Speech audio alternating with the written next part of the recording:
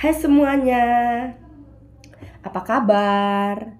Perkenalkan, nama saya Dea Regina. Saat ini saya akan membagikan informasi tentang misteri kematian di Tembok Berlin.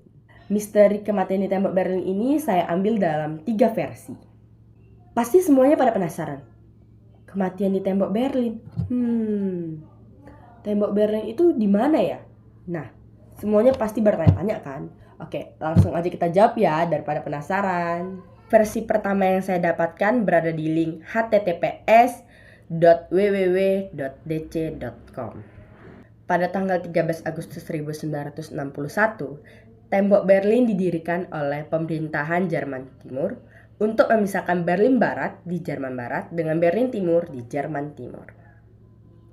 Pakar sejarah beranggapan jumlah korban yang tewas sebanyak 136 orang. Salah satu korbannya lagi Christer dan Eckhard Weha.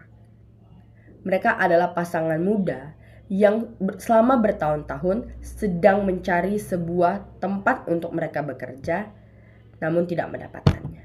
Jangankan tempat untuk mereka bekerja, apartemen untuk mereka tinggal bersama saja mereka tidak mendapatkannya.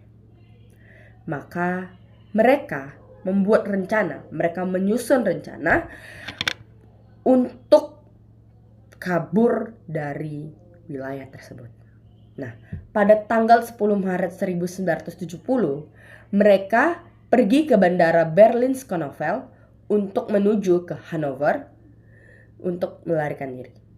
Namun, mereka bukannya melarikan diri dalam bentuk pergi dan lari begitu saja, tapi mereka membajak sebuah pesawat. Di dalam perjalanan itu mereka membajak sebuah pesawat untuk menuju ke Hanover. Namun, pilot di dalam pesawat tersebut mengunci dirinya di dalam sebuah kokpit agar mereka tidak pergi. Kemudian, pilot tersebut menerbangkan pesawat tersebut kembali ke Schönefeld untuk mengembalikan pasangan muda tersebut.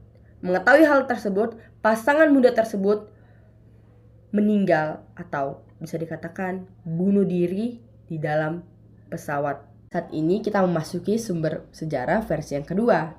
Versi ini saya dapatkan di wikipedia.org. Pada tanggal 13 Agustus 1961, Tembok Berlin dibangun sebagai pemisah antara Jerman Barat dengan Jerman Timur. Para sejarah kontemporer atau ZZF yang didanai oleh negara di Potsdam memberikan jumlah resmi sebanyak 140 korban jiwa. 5.000 orang melarikan diri dan 239 orang tewas akibat melompati tembok Berlin. Beberapa orang yang tewas akibat dari dibangunnya tembok Berlin adalah yang pertama Ida Siegmann, yang kedua Gunther Litvin, yang ketiga Olga Segler, dan yang keempat Bernd Blunzer, yang kelima Dietrich Wolfgang, yang keenam Peter Gorsing, yang ketujuh Peter Vetter, yang kedelapan Egon Scholz, yang kesembilan Hans Sokolowski, yang ke-10 Willy Marzahn, yang ke-11 Karl-Heinz Krupp, yang ke-12 Rolf Henninger, yang ke-13 Burkhard Niering, yang ke-14 Dietmar Sturger, yang ke-15 Chris Goldfari.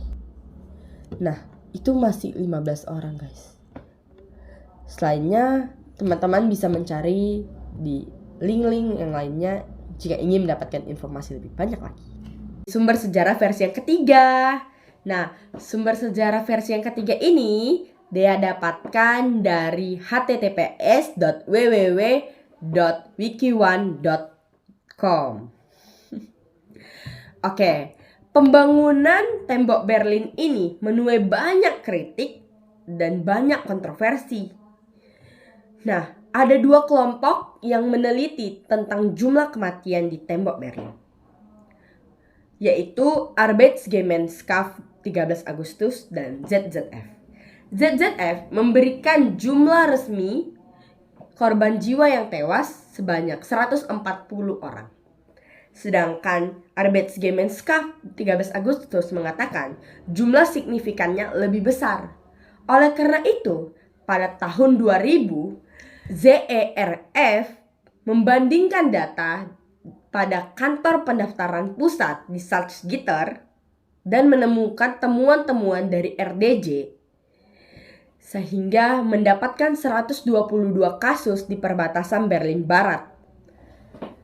Nah, Arbeidsgemeinschaft 13 Agustus menghitung semua jumlah korban jiwa yang meninggal dari pelarian diri atau rezim perbatasan, kemudian dari senjata api, yang ketiga dari kematian akibat kecelakaan atau tenggelam, yang keempat akibat kematian prajurit perbatasan, yang kelima akibat polisi bunuh diri. Nah, hal tersebut setelah dihitung-hitung dan dipikirkan mendapatkan jumlah signifikan yang lebih rendah, yaitu 78 menurut pendaftaran di Salzgitter. Sekarang kita kan sudah selesai tuh tadi membahas misteri kematian di tembok Berlin. Ada 3 versi sumber. Sekarang pasti teman-teman bertanya, tadi kan dibilang kalau misteri kematian di tembok Berlin ini menuai kontroversi tuh. Kenapa ya? Tuh, para pakar sejarah masih berkontroversi tentang kematian di tembok Berlin.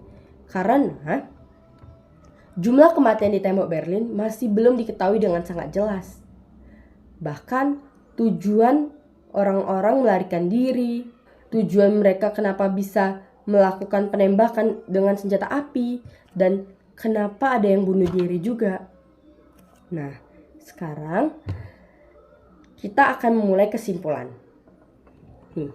Kesimpulan yang dia ambil adalah tembok Berlin didirikan pada tanggal 13 Agustus 1961 oleh pemerintahan Jerman Timur untuk memisahkan Berlin Barat Jerman Barat dengan Berlin Timur di Jerman Timur.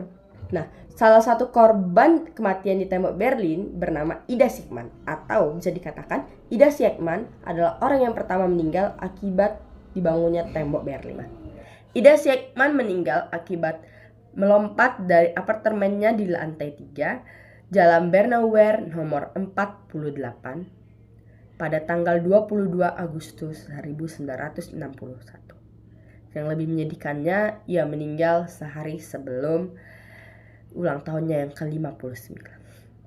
Tembok itu memisahkan ia dengan adiknya dengan beberapa blok sehingga masuk wilayah Berlin Barat. Nah, sekarang alasan kematian tersebut antara lain adalah pelarian diri, kemudian kecelakaan, baru prajurit di perbatasan tertembak, polisi bunuh diri, senjata api, dan lain-lain. Namun, dari ketiga sumber tersebut yang dia dapatkan, bila kita analisis kembali, itu artinya jumlah korban yang tewas lebih dari 100 orang, bukan? Baik, itu saja yang ingin dia sampaikan. Teman-teman yang telah menonton, terima kasih.